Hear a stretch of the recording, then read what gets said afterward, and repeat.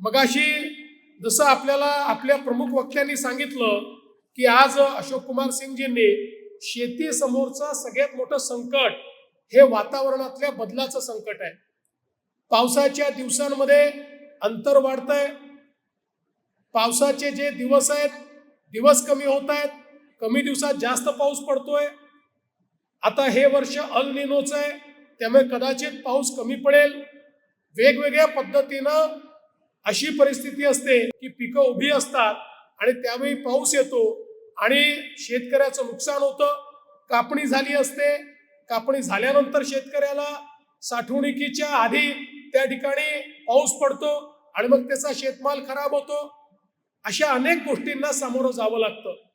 आपल्या वातावरणाच्या बदलामुळे जे काही आपल्या सीझनमध्ये चेंजेस आलेले आहेत त्याचाही परिणाम हा उत्पादकतेवर मोठ्या प्रमाणात होतो आणि म्हणूनच आज खऱ्या अर्थानं कृषी क्षेत्रामध्ये सर्वाधिक तंत्रज्ञानाची आवश्यकता आहे।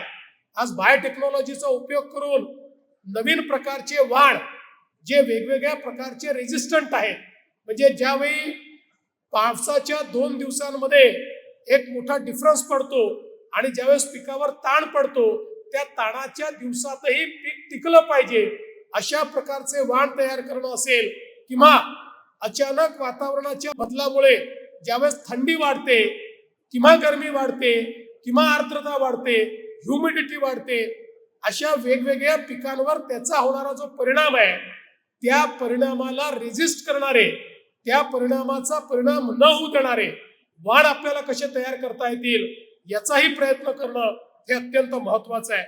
मला अतिशय आनंद आहे की आपल्या महात्मा फुले कृषी विद्यापीठामध्ये 126 पिकांवर या ठिकाणी संशोधन चाललेलं आहे आणि जवळपास 320 वाण हे आपण या ठिकाणी तयार केले आहेत आणि विशेषतः रब्बी ज्वारीच्या क्षेत्रापैकी जवळपास 25% क्षेत्रावर या विद्यापीठाने संशोधित केलेले वाण हे वापरले जातात आणि त्याचं अतिशय चांगलं आपल्याला त्याचा परिणाम देखील या ठिकाणी पाहायला मिळतो आहे।